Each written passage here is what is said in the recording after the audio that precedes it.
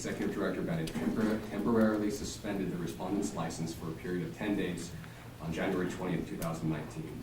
It is now being requested that the suspension be continued through the resolution of the formal disciplinary action.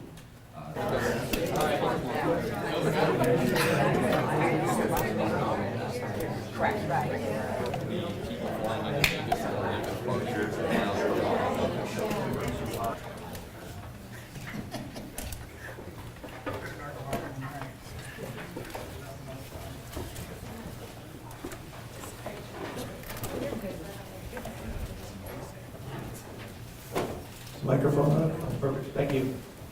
Director Bennett, are you ready? Mr. Hammer, are you ready? Yeah. Mr. Jones, you're in your team ready? Yes, we're ready. Okay, great. I'm going to start this off.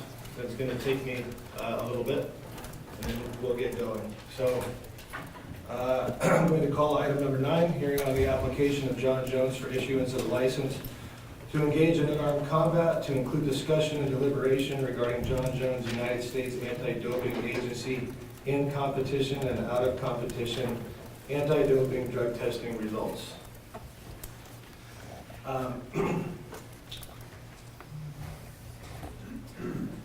Some of you may have seen me walk up to Mr. Jones prior to this hearing, so I want to make sure it's clear to all of you what I told him. Number 1 is I'm happy he's here. It's a good step forward for him to appear. And number 2 is I told him to just relax. Not to relax because he's approved or unapproved, but to relax because today is going to take some time. And I wanted to assure him that he is going to be treated with the utmost respect in this hearing. Not all prior hearings of this commission have gone that way, and I will not tolerate any roughness, for lack of a better word, with our applicant. So, and I know that my commissioners feel the same way. This will be a respectful hearing. We're going to hear a lot of testimony. We're going to have a lot of dialogue, and at the end we will conclude whatever the Nevada Athletic Commission feels comfortable. Just to make sure that that information is on the record. So Mr. Jones, I reiterate that to you. Take a deep breath, relax. I'm glad you're here, and I look forward to getting through this. Before we get started, I do want to make a brief statement. So, and I don't have it written down. It's kind of in my mind, and it's kind of in my heart.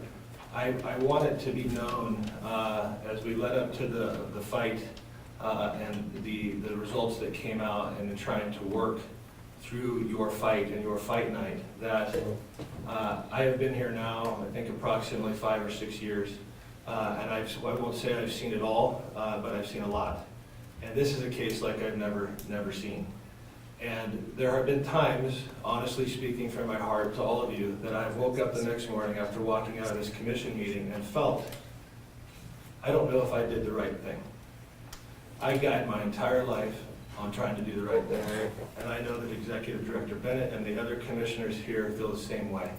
And the one thing that I will never sacrifice as chairman of this commission or as a commissioner is the integrity of this commission under any circumstance. However, your case is an anomaly, and the decision that we made to allow California to take this was one that was done out of conscience, not out of regulation. If we would have followed the regulation, and I do want to commend Executive Director Bennett in a way that he's probably never been commended by me as we were going through these discussions. If we would have just followed the book and not listened to a few of the expert witnesses that I understand are here today that we put the utmost trust in, your career would be over. You would be looking at a third offense and 18 months to life, and I would venture to say it would be a lot closer to life than it would be 18 months. And when we made that decision that Friday, the 21st, after hours and hours and hours of trying to understand this, it was one that said, we need to pause here for a minute. I don't have enough information. I do not understand this.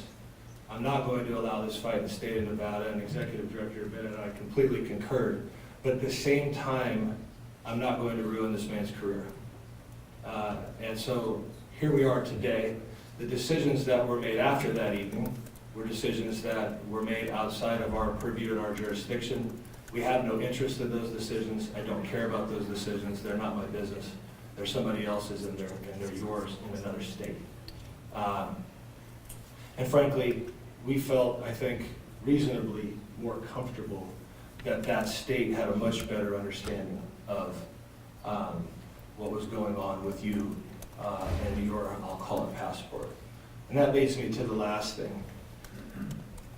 The only reason that we're here today, whether you buy into the fact that USADA is good or bad in its year-round in and out of competition testing for the UFC, when that idea first came to this commission approximately 3 years ago, the whole idea of it was to self-regulate with regulators monitoring your self-regulation. The second biggest part of it was to develop a passport on every fighter in the UFC.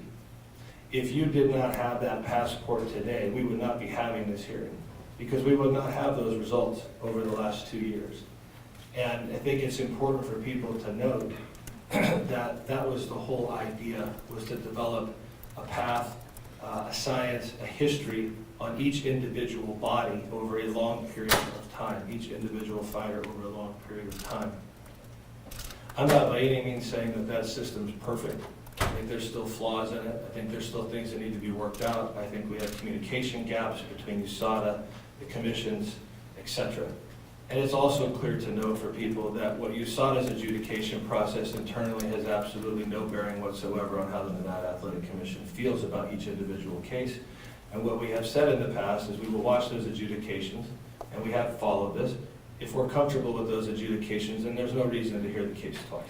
We let the self-regulation do its job, and we move on. This is a particular case where we have a licensee now that's coming before us that has a passport. There's some science that we need to understand and digest today, and we'll move forward. So that's my opening statement to everybody. I appreciate everybody making the effort on short notice to get here. I wanted you to understand how we got to today. And so what I would like to ask of the applicant is, how many people do you have on your behalf today that you would like to speak? When you say on our behalf, I mean, we have Mr. Jones and myself. I mean, we'd like to have testimony from Dr. Eichner and Dr. Fedoruk. They're certainly not our witnesses in that sense. Beyond that, I don't think we have. There are no witnesses here today. There's just testimony on behalf of the medical, the science part of this. This is not an adjudication hearing, it's a licensing hearing. So we obviously have this issue, which we all understand is the M3 metabolite from oral turinabol, and the idea of what I'm going to call residual, or all these different words that have been used, but I'm going to use the term residual. So I want to know, because I want to try to structure the hearing in a way that makes sense, where you have the ability, and I would turn it over to you and your client to make any statements that you would like. Second, what I would like to do is I would like to bring forward any expert witnesses, which we all want to hear from, and have the ability for them to either make a statement, and then this commission has a tremendous amount of questions for them. Okay. And then third, any recommendations you have on how you would like to see this structured. Sure. I'd like to do an opening statement with your permission. Yes. And then I think it makes sense at that point to have Dr. Eichner, since he's here in person, be the next person to speak. I'd like to ask him some questions, but I'm happy to defer to the commission to ask questions first, if that's what you prefer. And I could always step in and ask if I'm prepared for anything today. So we just want to make sure we do everything the commission wants us to do so that you leave today with enough information to feel like you can make a decision. So, and then we have Dr. Matthew Fedoruk as well on the phone from London, who's available to testify after Dr. Eichner. Is Mr. Cook here from USADA as well? Mr. Cook is here as well. Thank you. Okay, great. Well, that would work. We'll let you do an opening statement. And we'll bring forward each of the, I would say, Dr. Eichner, Dr. Fedoruk, and potentially Mr. Cook from USADA. We'll let the commission ask its questions first, and then give you the opportunity to ask questions to fill in any gaps that you think we have missed, or to make your point versus the point that is being made up here. The only other point to address is Mr. Jones in terms of him making a statement. He's certainly happy to make a statement. I think it's important for him to explain to you why he wants to fight in Nevada. That's something he made clear to me last night. It's a different type of place to fight than anywhere else. So I can have him make that statement in the beginning or in the end, however you prefer. It's totally up to you. Okay. Well, why don't I give an opening statement, and then you'll hear from Mr. Jones, and then we can have Dr. Eichner come forward. That's fine. The only other thing I would need to ask is, so the first thing I need to do is I'm going to take item number 9 and all of the information that you submitted to us and admitted into evidence, so it's on our record. Okay. Second thing I'd like to do is, of the people that you've identified, do we need to swear any of these people in? That'd be your discretion. I'd like to do that. So anybody that's here in person, I believe it would be Dr. Eichner and Mr. Cook from USADA. Is that correct? Are they here? Can you guys just come up here real quick, and then we'll let you sit down. Mr. Jones, you also are going to be providing information as well. Would you mind swearing in the 3, and then the gentleman on the phone, I guess. I don't believe Dr. Fedor's on the phone yet. I think He's not, okay. he's available and ready to be on the phone when we need him. Okay, if we need him, when we get to him. So I will let you go ahead and swear these witnesses in, please. All right, gentlemen, do you swear or affirm to tell the truth, the whole truth, and nothing but the truth? I do. I do. Okay, great. I'll turn it over to you. Real quick, does that satisfy you, Mr. Detmer, about procedure and the way we're going to go about this? Yes, Chairman. Okay, great. Turn it over to you. Good morning. Please state your name for the record. Sure. My name is Paul Green on behalf of John Jones here today in Mr. Jones's licensing reissuing hearing. I just want to thank Mr. Bennett, the Commission, for allowing Mr. Jones this opportunity today. I know how much it means to him to have the opportunity again to fight in the state of Nevada. He is currently scheduled to fight on March 2nd. I don't think that's a secret. It's been announced here in Las Vegas, and defend his UFC light heavyweight title against Anthony Smith. Mr. Jones filed a submission, as you mentioned, Mr. Chairman, on Friday in advance of today's hearing, along with a list of exhibits 1 to 11, and a list of anticipated witnesses. The idea behind filing the submission in advance was so that the Commission could have all the science in its hands before the hearing, and hopefully that was allowed everyone to better understand what is a complicated issue. Obviously, Mr. Jones is here today with the hope that the Commission will rely on the science detailed in the submission that the U.S. Anti-Doping Agency relied upon in determining in December that Mr. Jones has not committed an anti-doping rule violation since July 2017, which is a violation for which he's already been punished. The science that the California State Athletic Commission relied on, and I understand that that's a different jurisdiction, but we believe it's relevant nonetheless in the sense that they reissued his license relying on the same science. And of course, he fought on December 29th against Alexander Gustafsson and recaptured the light heavyweight championship in Inglewood. Mr. Jones believes that it would only be fair to have his license reinstated because his continuing presence of picogram levels of what is known by anti-doping scientists as the chairman referenced the M3 metabolite in his urine. It remains unknown how long this stuff will stay in his urine, and it's possible he could continue to test the picogram levels for years to come through no fault of his own. Some dates to focus on today. July 28th, 2017. That's an important date. That's the time when Mr. Jones tested positive for the M3 long-term metabolite of the prohibited drug called oral turinabol. It was during his in-competition test following his bout in UFC 214. The amount measured was estimated at is an extraordinarily low level. It's 20 to 80 picograms, and what does that mean? A picogram is 1/1,000,000th of a gram. I'm certainly not a scientist. Dr. Eichner can better explain what that means, but I've heard it referred to as a splash of salt in an Olympic-sized swimming pool. That's how little this amount is.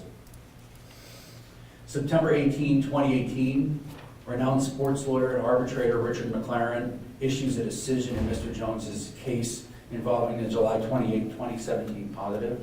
He sanctions Mr. Jones for 15 months for the M3 metabolite, and most importantly, Mr. McLaren determined there was absolutely no intent on Mr. Jones's part to use a prohibited substance. And in fact, USADA never took the position that there was any intent.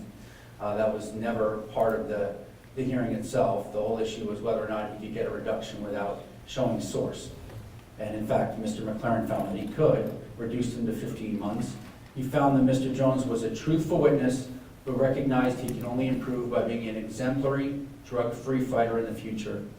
Mr. McLaren wrote of Mr. Jones that he needed the opportunity to regain his dignity and self-esteem by fighting again, recognizing that this is what Mr. Jones does, how he makes his living, how he identifies himself in the world, and you'll hear from him how important it is for him to once again fight in Las Vegas versus anywhere else. December 20, 2018, USADA notifies the commission that it would not charge Mr. Jones with a new UFC anti-doping policy rule violation, notwithstanding the detection of the M3 metabolite in his urine on 3 separate occasions. One was August 29th, one was September 18th, and one was December 9th. In his letter to the commission, attorney Jeff Cook, who is here today, it's Exhibit 2 of the submission, wrote that the presence of the M3 metabolite was not consistent with re-administration of a prohibited substance, and this very low level would not result in any performance enhancement in relation to Mr. Jones's upcoming bout. Because USADA did not believe there was any reasonable basis to proceed with a new rule violation, USADA did not initiate proceedings under the UFC anti-doping policy. USADA's decision to not charge Mr. Jones with another anti-doping rule violation, despite the continued presence of the M3 metabolite at picogram levels, was based on the opinions of 3 world-renowned anti-doping experts, one of whom is here today, of course, Dr. Eichner, the president of the WADA accredited laboratory in Salt Lake City, the Sports Medicine Research and Testing Laboratory known as SMERTL. He will testify in person, and well, he will be here in person to speak to the commission. His December 20th opinion letter is Exhibit 3. Dr. Larry Bowers was the second well-renowned anti-doping expert. He's the former chief science officer for USADA. He unfortunately could not be here today. His opinion letter from December 20th is Exhibit 4 of Mr. Jones's submission. And Dr. Matthew Fedoruk, USADA's current chief science officer, who's also available to testify, as we had said, by phone. He did not file anything in writing, but he can explain to you the basis of his opinion by phone today. Dr. Eichner's opinion in sum was, there's no evidence that oral turinabol, also known as DHCMT, was re-administered after July 28, 2017, and this would include the period from October of 2017 to August of 2018, when there was no testing done by USADA through no fault of Mr. Jones's doing. He just wasn't tested. But there's no evidence in that period, as Dr. Eichner said in that letter, and he can reiterate again today, that there was any use in that period. It's just that he wasn't tested. He believed that the amount was residual from prior to July 28, 2017, primarily because there was only this long-term metabolite detected. There was no short-term metabolite or parent compound. And if there had been re-administration, there would have been evidence of both, the parent and the short-term. And also, his first test back on August 9th was negative. And perhaps you can ask Dr. Eichner if that test had been different. If that first test had been positive, he might have a different opinion. The M3 metabolite remained in Mr. Jones' body, and it's been described as pulsing or coming out somehow. Not 100% sure myself on the science here, and I look forward to Dr. Eichner explaining it. But somehow it stays in your body, and it comes out in different ways. One of the theories is that it comes out when you drop weight, which would explain why on December 28th, the day he weighed in, he was negative. I mean, he was positive. Sorry, the next day, on the 29th, he was negative. So a fourth world-renowned anti-doping science expert, Dr. Brian Ahrens, who heads the other WADA-accredited lab in the U.S., and there are only 2, SMERTL and UCLA. He heads the UCLA lab, told the California State Athletic Commission he agreed with Dr. Eichner and Dr. Bowers and Dr. Fedoruk, and that's at Exhibit 10. So we have the 2 directors of the 2 WADA-accredited laboratories in the United States, the current and former chief science officer at USADA, as the 4 scientific opinions who are saying John Jones did not take this again, and he shouldn't be continued to be punished or denied the opportunity to fight based upon this continued presence of the M3 metabolite. And because there's uniform agreement that this level, which is a trillionth smaller than a gram, is the result of re-administration, Mr. Jones hopes Nevada will follow California's lead and accept these findings. He obviously is here today hoping that his license is reissued today. And I think it's important to understand the opinion of these 4 scientists is that there's no way he can gain any performance enhancing advantage by the presence of this picogram level. So let's say he tests positive again on March 1. When I say test positive, I mean the presence is still there at this picogram level the night before this fight or the night of the fight. There would still be no performance enhancing advantage. And as far as our proposal, we would propose what we agreed to with California, which is in essence that as long as Dr. Eichner or whoever we wanted to agree upon as an expert would look at the results and say this is still the continued presence and not re-administration, it would not be viewed as an additional anti-doping rule violation. That's the position California is taking, and we believe it's a reasonable position to take in light of the science that's being put forward. Obviously, we're prepared to answer any questions regarding the submission before I call Mr. Jones, and I'm happy to do that if you think it would help. Are there any questions from any commissioners on the opening statement from, it's Mr. Green, correct? Yes. From Mr. Green? I will let you proceed. Mr. Jones, you're under oath. I'm just going to ask you a few questions, and you can just look at the commission. And again, we're not in an adversarial hearing, so be yourself, despite the fact that you're putting the camera. Okay. You might have to move the microphone Sure. to the middle without pulling it out. Oh, perfect. So the first thing, John, just to be clear, at any point in your life, did you ever intentionally take oral turinabol? No, Do you have any idea how this stuff ever got into your body? no. Why are you here today wanting to fight in Nevada? When you have your license in California, you already fought in California, why is Nevada so important for you? Fighting in Nevada is extremely important to me. I believe it's the fight capital of the world. One of my personal goals since day one has been to just be like a mainstream athlete, caliber sport, bring more awareness to the sport. And I think doing that, being able to fight in Las Vegas is obviously what I want to do that. People in Nevada love mixed martial arts. They're some of our most loyal fans. And I just think it would be really sad to not give the fans what they want to be part of like that. You've already agreed to voluntary testing as part of your agreement with California. Would you agree to continue to be tested voluntarily if the Nevada Commission wanted you to do that too? Absolutely. Any questions for Mr. Jones? I'll let you finish. I think that's all we wanted to say. Okay. Are there any questions from any of the commissioners and Mr. Jones at this time? If you don't ask them at this time, it does not mean that's your last chance to ask Mr. Jones any questions. I think we'll certainly conclude with Mr. Green and Mr. Jones after we get through the experts that will be called forward. So if you're not ready, that's fine. And if you are ready, please ask. And I will ask Mr. Green, because it was included in your opening statement and the submission that is now in evidence. I guess I'm cautious to hear the words "through no fault of his own." And while it's never been proven, confirmed, at some point, an illegal substance got into Mr. Jones' system. Can I clarify what I meant there? Yes, please. What I meant was that it continues to be in his system now through no fault of his own, meaning this is not a typical substance, a substance that remains in your system for almost 2 years after it was initially ingested, whenever that was, prior to July 2017. That's what I meant to clarify. I should have probably written it more clearly. But I didn't mean that there was no fault initially, and certainly John would tell you he was at fault for what happened. I don't think anyone's trying to say that he didn't make a mistake initially. Thank you, sir. Sure. Appreciate the clarification. Could you just expand on that last comment about making a mistake initially? Because I'm under the impression that there was no source. Well, I'm not saying a specific mistake. I mean, whatever happened, we don't know where it came from. I mean, we tested all the supplements, and we just don't know what happened. But what I mean is, John, I mean, every athlete who ultimately tests positive for something has to take responsibility for that. and that's part of the strict liability standard. So that's, whether he intended to do it or not, which he clearly did not, it's still his fault that it somehow ended up in the system.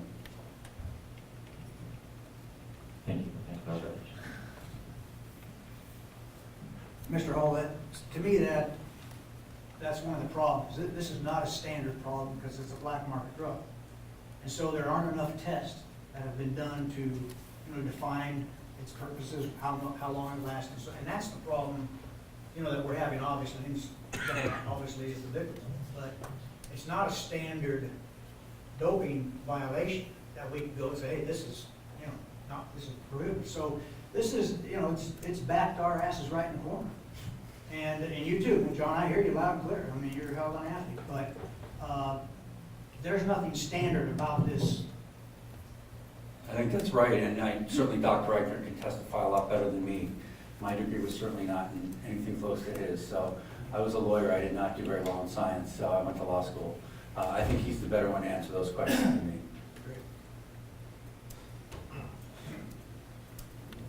Okay, I only have one question, and I think it would be appropriate to move on to Dr. Eichner's testimony or statements, and can answer probably a lot of the questions that we have.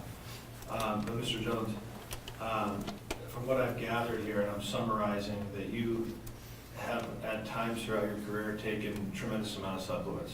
I think I read 14 that was going on, but you had a nutritionist, you were monitoring those.